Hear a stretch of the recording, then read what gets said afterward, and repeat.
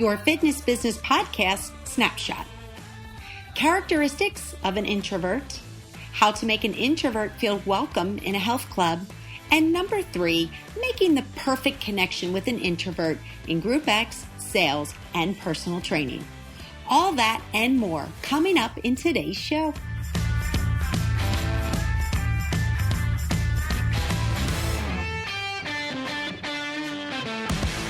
You are listening to the industry's leading fitness business podcast for owners and managers. This month's interviews are brought to you by our podcast partner, MyZone.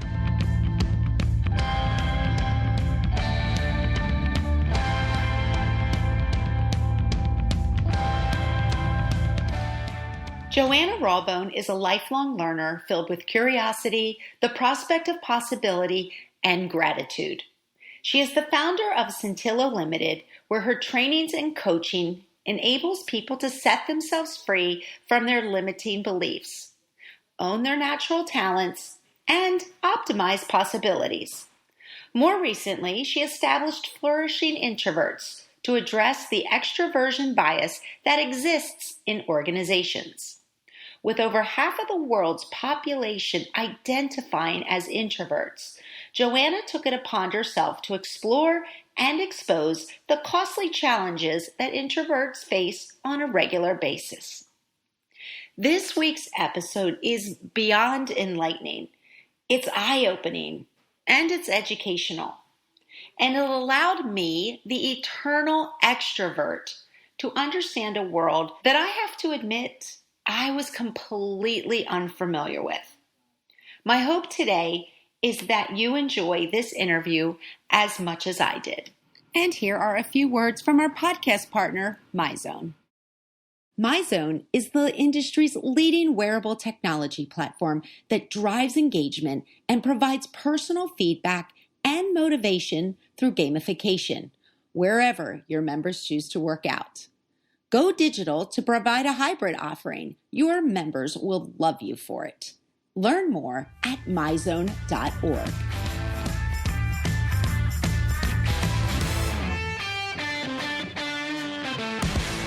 I hope that you enjoy this week's interview with our special guest, Joanna Rawbone from Flourishing Introverts, just as much as I did.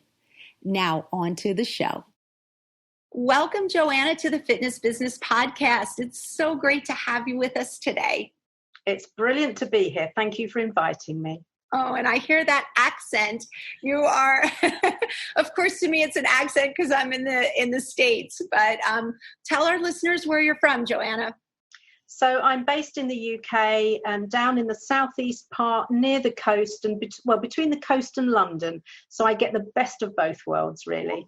You sure do. I've never been to the coast. I have been to London.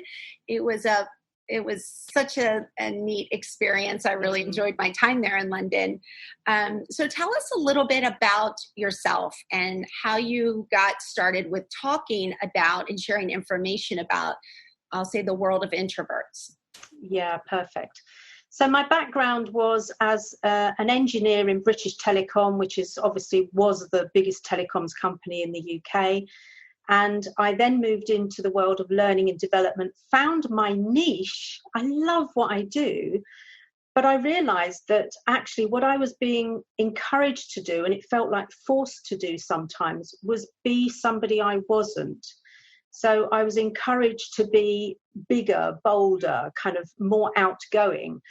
And it really took its toll on me. And about 3 years ago, I finally decided I'd had enough.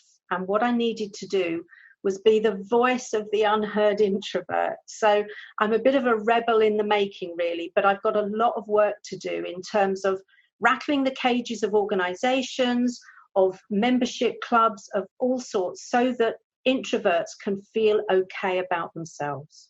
Oh, well, what a crusader you are, a rebel crusader for the introverts. You're like a superhero. Well, I love this topic because, as you probably maybe can already tell if you've analyzed me, I would definitely consider myself an extrovert. Mm-hmm. I get charged on, conversation and meeting people, and that completely stimulates me. And, I'll start a conversation with anybody at any place, anytime. Just like to, I always say it's not that I like to talk. I just like to learn about people and their journeys. Right. I always find that very interesting. Yeah. So in the world that I have, my background and where I've come from is the fitness industry. I do think it tends itself, the industry, for extroverts. I would absolutely agree. Having been visiting and a member of a number of gyms, I would absolutely agree with you. Whether it's a hotel gym or a proper club, I would agree. Yeah, so I think that's great. I'm in my element, but I must admit, after listening to your TED Talk, it definitely brought an enlightenment to me that I am really not in tune with the feelings and the understanding of introverts. And I almost felt a little embarrassed that there are definitely introverts, I'm sure, within the clubs. And I've probably just completely ignored the fact that they're not like me and they don't want to be like me and they don't understand my personality. So I'd love for you to share with our listeners in the fitness industry some details on introverts. Like, let's start with, what is an introvert and maybe some characteristics of an introvert. Yeah, perfect. And first of all, thank you for, and there's no need to be embarrassed, but thank you for being curious enough to find out about introverts, because, if you're going to survive as, in the industry you're in, then having an understanding of what introverts are is going to make a big difference. So the big difference is that it's what charges or drains our mental batteries. Mm-hmm. So the reason that you identify as an extrovert and are charged by interaction, change, kind of that social setting, is because that's what you need to recharge your mental batteries. Mm-hmm. And that's exactly the thing that drains the mental battery of an introvert, because Carl Jung identified it originally, that an introvert is actually charged by, or let me put it a better way, actually. An introvert is actually overstimulated mentally already. So as soon as they go into that kind of busy, loud, noisy environment, they are literally overwhelmed with stimulation. So what charges your battery would drain the battery of an introvert, because what we need is quiet. We need time to kind of reflect and to focus, not to be whooped up. So when it comes to, it's difficult when we talk about common characteristics, because there is a huge difference between our needs, charging needs, and our behavior, because we can all flex our behavior to some degree. It's just that behaving in a more extroverted way is going to drain my battery. So as an aware introvert, I need to make sure I'm fully recharged before I go into those situations and build in time to recharge afterwards. So I'm a coach, trainer, facilitator. Before I go into any big training day, I'm fully recharged, and I'll make sure that every break I take time on my own. Some of the common characteristics we might think about are more related to almost a stereotype of introvert. But generally, we're calm, we're focused, we have a kind of seriousness about us. We're very independent, quite intuitive, methodical, quite objective. So all of those more serious traits and qualities are what we do naturally, because that's what helps not overstimulate us. Yeah, and a health club is beyond stimulating. And again, very interesting perspective, because for the extrovert like myself, and I'll label myself an extrovert, I open those doors and that loud boom of the music and the machines and the chatter sends me, you talk about recharging a battery, sends me through the roof. I love it. It's like somebody putting their face to the sun. It's just like soaking it all in. So I find it very interesting that the classic introvert, that's not how they feel. No, and there are some things there. So, and I did a bit of research in my groups just because I didn't want to be purely giving my view here. But, the music, many introverts love to lose themselves in music. So the music isn't necessarily a turn-off for an introvert. Okay. The chatter, though, especially the chatter that doesn't seem to be adding any value. So you'll often hear an introvert say, I don't do small talk.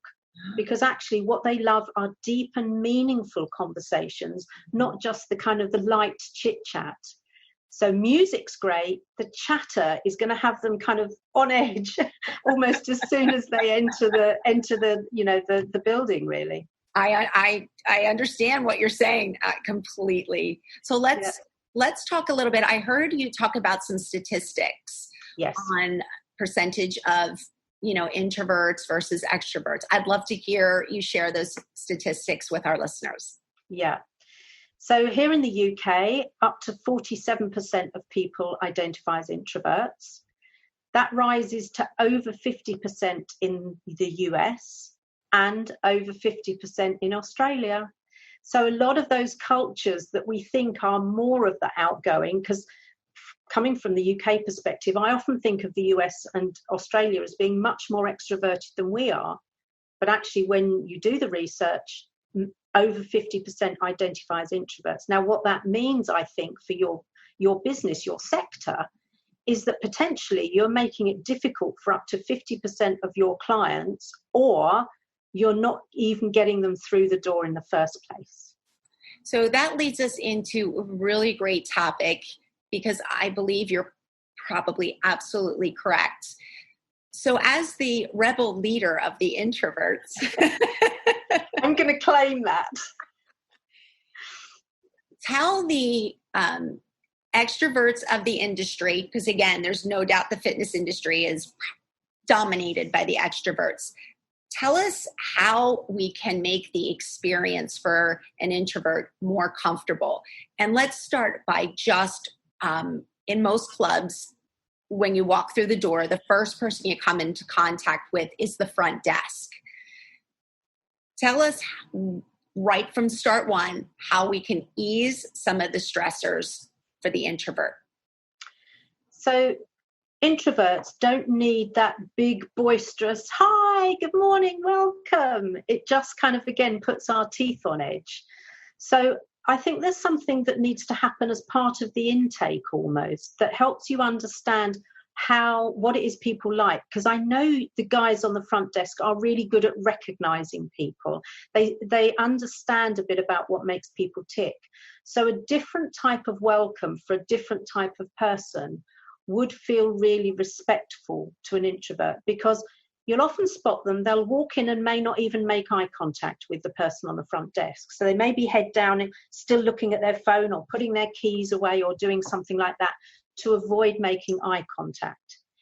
It's not that they're necessarily shy, because that's one of the misconceptions about introverts. We're not shy, but what we need to do, remember, is stop us from getting overstimulated. And if we're going into that busy environment, the longer we can stay calm, the easier it is.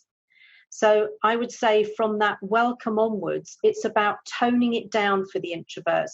Even just a little nod of the head and a smile will be sufficient for them to know they've been welcomed.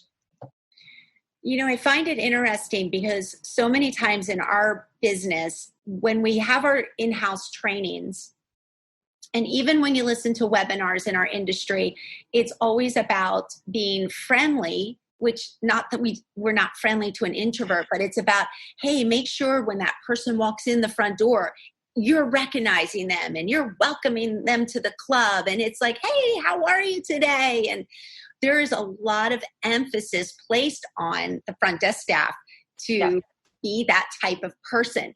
Again, I think it's only because it's coming from extroverts. So you're bringing up a great point that we maybe need to be mindful and do a little more training on how to read the body language of somebody that we think might be an introvert, correct? Absolutely.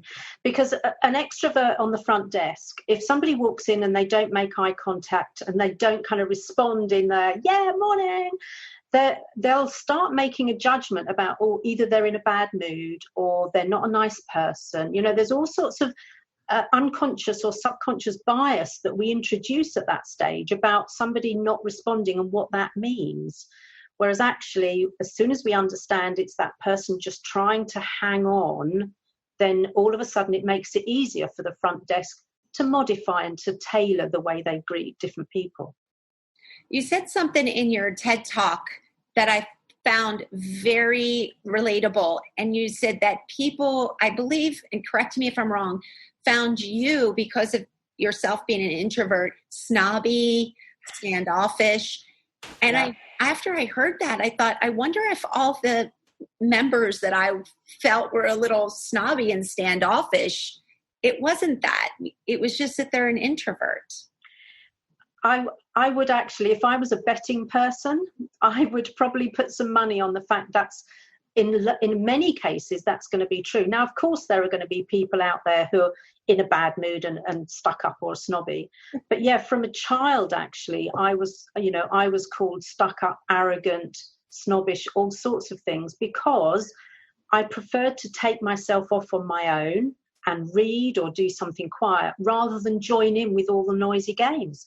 Because again, I found it overwhelming even as a child. So moving on from the front desk, and we move into normally, which is the second step if you're a new member, the sales process. Sales director or somebody in the sales department comes out, introduces themselves. Could you guide us a little bit on how that looks? Again, we're so trained to be like, hey, and we have this and we have that and we have this and we have that and this is so much fun and you can participate in, and it's like, blah, blah, blah, blah, blah. Maybe guide us and educate us a little bit on what's the best practice when speaking to an introvert when it comes to the sales process. Yeah. So one of the things I think is so important is not to talk at them, but to actually find out what their real goals and reasons for being there are in the first place. So what is it they're looking to achieve? And I know you'll do that as part of your process anyway, but it's about, rather than telling us everything that's there, finding out what we want to experience and why we want to experience and how we want to experience it. So even an understanding of, what is it that gives you energy? Is it being in a busy, loud environment? Or actually, do you prefer, spending 40 minutes on the running machine, on your own, in your own zone, listening to your own music?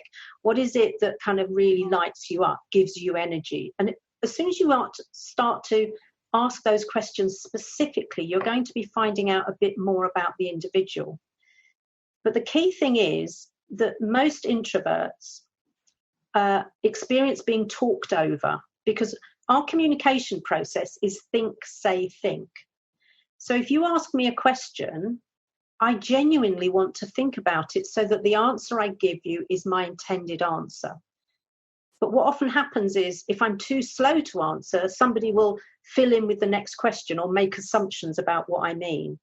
So the big training thing here, I think, from the centre manager is to ask those genuine questions. So what are you looking to achieve? What kind of classes do you enjoy? Do you enjoy the quieter classes? Do you enjoy the gym when it's quieter or when it's busier? Really getting a feel for the individual. And then I think what you'll be able to do is say, okay, so my recommendation to you is going to be coming at 2:00 in the afternoon if you can, if not maybe 9 at night, so you help them find a pattern that's going to work for them and stop telling them what the features are.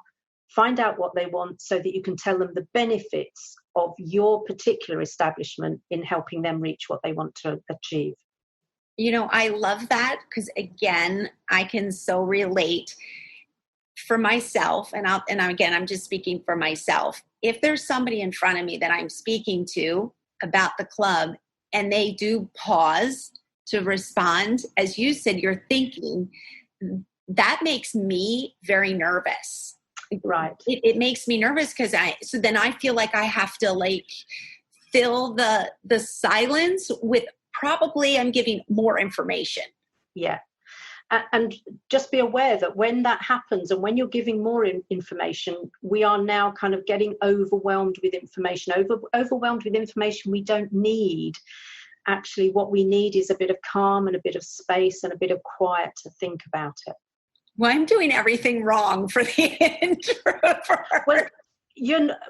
But you're doing everything right for the extroverts. And I think part of the real challenge here, and this is what the work I do with many organizations, is helping them find a way to flex, but to flex authentically.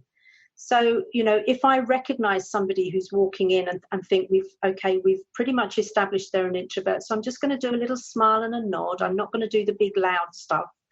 Then, what I can really start to do is modify my behavior just gently, so that what I'm doing is I'm making a more inclusive environment for them.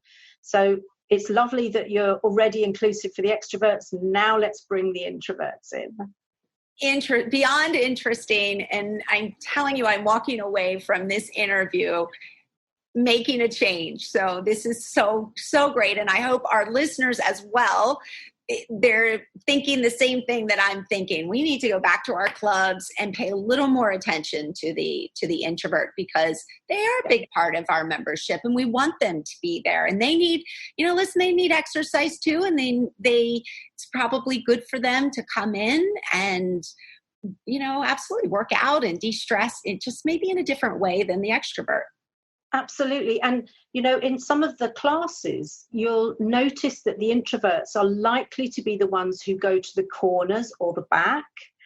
And so to be encouraged to, no, come to the front, don't be shy, is like, no, actually, I'm here just for my quiet class. Don't focus your attention on me. Just let me take the space I want to take. When you were talking, it brought me back to a training through Les Mills. I took a training and they identified the 4 different types of participants in a class. I don't remember, and maybe I'm wrong, but I don't remember them labeling one specific group as introverts, but they talked about the person that's either in the back or in the corner. And they did teach us a little bit about how to make them feel welcome without being on the microphone gone, hey, Joanna, how you doing back there? Because for the introvert, they did say that type of participant, they're going to shrink. Absolutely. They don't want their name blasted all over the microphone, and now the entire class just turned and looked at them. Spot on. So, if it's possible, as the instructor is walking around, just to, cover the mic or just turn it off for a moment and say, lovely to see you again. And that's it, move on. That's all it needs. Yeah. Great advice. For all of our group listeners the group fitness listeners out there. Yes. A quiet hello, a wave or a nod of recognition is more than enough to make that connection. Absolutely. Yeah. And while some are going to need that kind of, really, really out loud encouragement, the introverts won't need that. Again, just, when you notice them doing something, just a touch on the shoulder, if you're still allowed to do that, or just a little nod, just to say, yep, or, even mouthing, nice work, great job, all it needs. So moving on again, we're kind of working our way around the gym. Yeah. Let's talk about introverts with personal training. It's a big part of the fitness club. Talking with you and learning a little bit more, I'm wondering is maybe that's a section of the club that fits the introvert a little bit better, because it's more of a one-on-one, or even in a small group setting, it's not as overwhelming. But again, I don't want to mix up the definition of an introvert with maybe that's just somebody that's shy, because you said that's not always the case. So let's just talk about personal training and the introvert. So I think you're right in that introverts are more likely to enjoy the one-on-one personal training, provided they get a sense that their personal trainer understands them. So I'm coming right back to asking the questions, what it is they're looking to achieve. And what they don't want to do is kind of be chased and harassed around the circuit or whatever it is they're doing. When it comes to reviewing, they're much more likely to respond if you give them time to think about. So rather than, oh, great to see you today, okay, let's just review your progress. No, give me a chance to think about it. Give me a chance to really reflect, because most introverts are pretty good reflectors. We like to reflect on our own practice and process. So give us a chance to think about, where we think we've made progress, because we don't necessarily, I talk about myself as being not easily impressed these days. So, by somebody telling me, you've done such great work, you're making great progress, it's like, yeah, I don't need you to tell that. I need me to feel that. I don't need you to tell me that.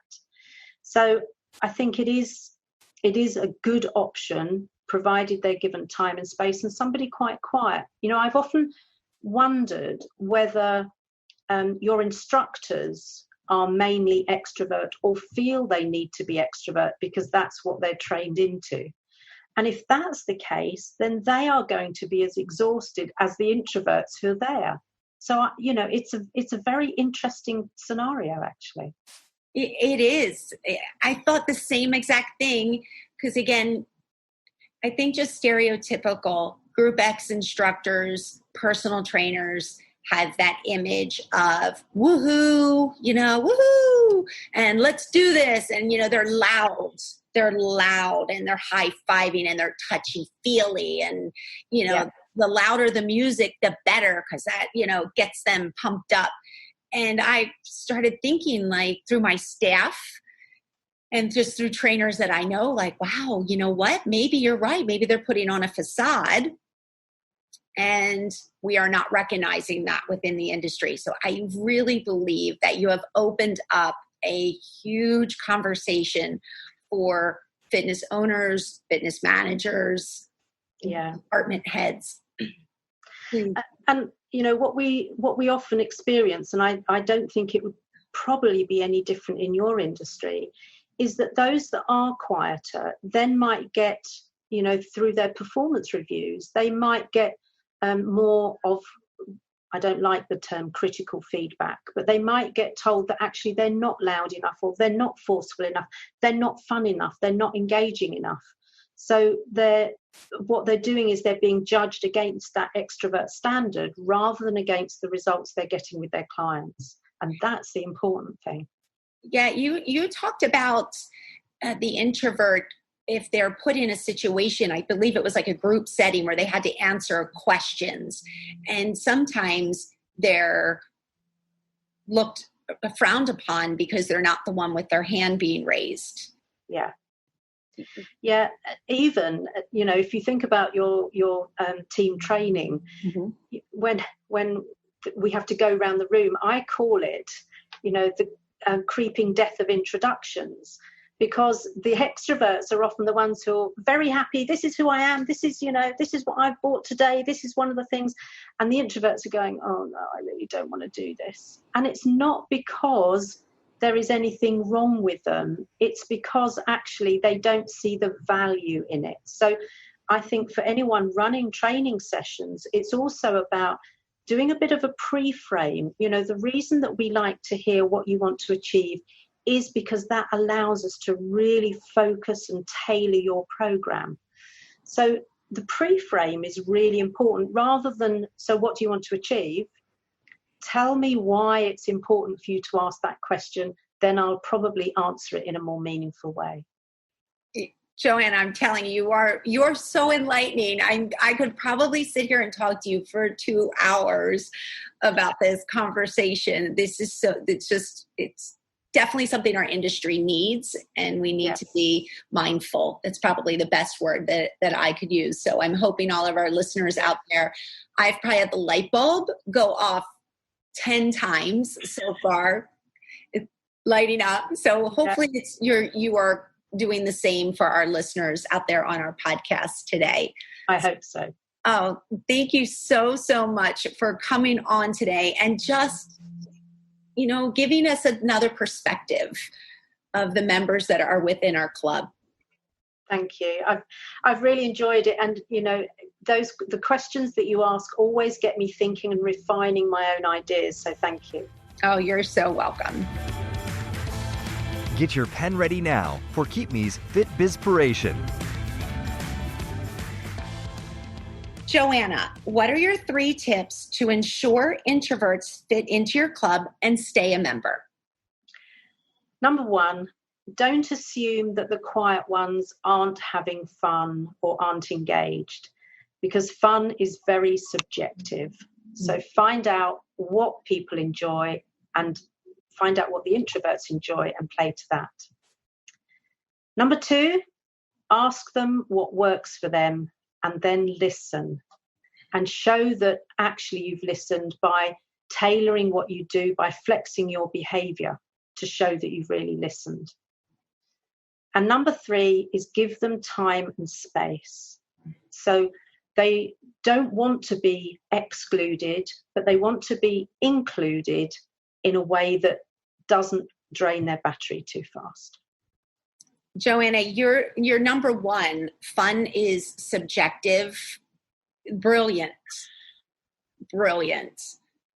Because again, I think we get so focused, at least again, I'll claim my own thoughts is, I guess what I think is fun, I think everybody thinks is fun. And not that I'm saying that to be selfish or with an ego.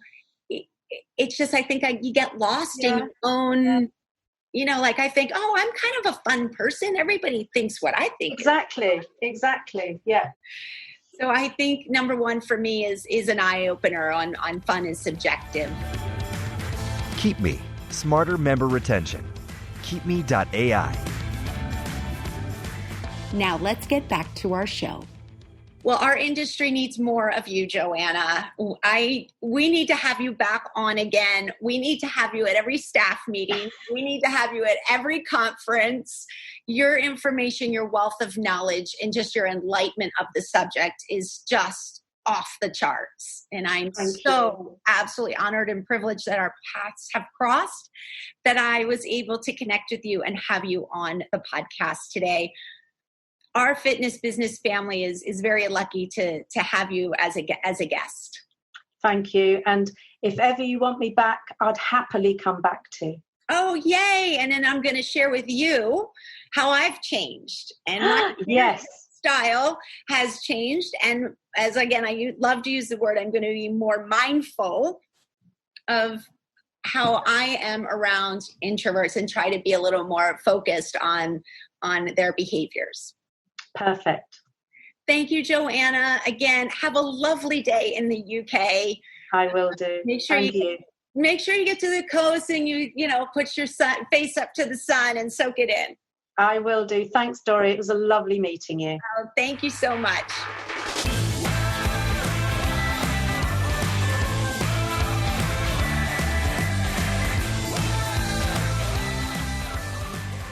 Thank you once again to Joanna Rawbone. Now here's a special message from our podcast partner, Tribe Team Training. Are you interested in increasing your center's income and your trainer's income from small group training? Tribe Team Training is the new way to get more members engaged in small group training and paying extra. Click the Tribe Team Training link in the show notes or go to tribeteamtraining.com.au/podcast for your free formula to see how much income you can make from small group training. Quickfire 5. Enjoy this week's Quickfire 5 with our special guest, Mark Kaplan from Tribe Social Fitness, located in Australia. Hey, Mark, let's go with our Quickfire 5 questions. First one is, why do you do what you do? Why do I do what I do? I still been doing it for many years. It's bringing people together, connection, relationships in a fitness community, and I'm still very passionate about getting people results. Perfect. Yep. Number 2, what's one ritual that helps you become better at what you do? Visualization. I use it a lot, always have, very effective. Okay, perfect. Number 3, what's an app or system that you use to stay in control of your workload? It's a simple one. It's called a to-do list. I do it every day. Very effective, based on my current business plan, based off my goals. Excellent. That's so good. Old fashioned. I like that to-do list. All right. Number 4, what's one book, podcast, blog, or Facebook group that you would recommend to our listeners and why? It'd have to be Think and Grow Rich by Napoleon Hill. I just feel that's the mother of all personal development books. Mm-hmm. Love it. I'll have to check that one out, and we'll make sure we put that one on our show notes so that our listeners can check it out as well. And number 5, what are you going to share in your main interview? I'm going to share how we revolutionised and changed the way we do our challenges at our business, at our club, Tribe Social Fitness. From back then getting like a 25 to 30% completion rate to now a 98% completion rate. Yeah, excited about that one. Oh, we are too. So make sure everybody check in for Mark's episode. Let's take a minute to hear from our podcast partner, MX Metrics. Member experience is more than just NPS. With MXM's Member Experience Toolkit, you build a unified view of the member experience, from purchase to onboarding to everyday usage and cancellation. Wire your entire organization with actionable feedback using MXN's Member Experience Toolkit. To find out more, go to mxmetrics.com.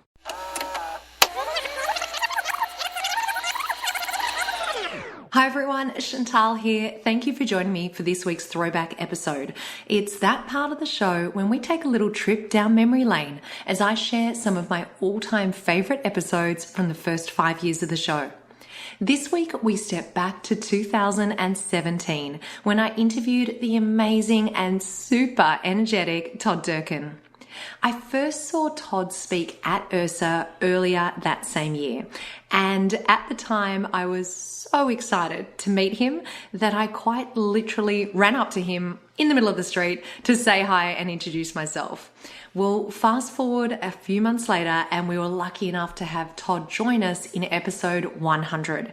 It was called Empower Your Team for Outstanding Results.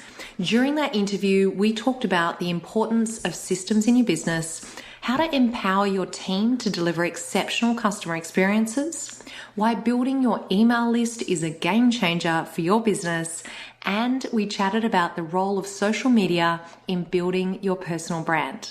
Now, if you haven't yet heard that episode, or if you're in need of a little dose of inspiration, then take a listen today by clicking on the link in today's show notes or going to fitnessbusinesspodcast.com and searching for the show number 100. Happy listening.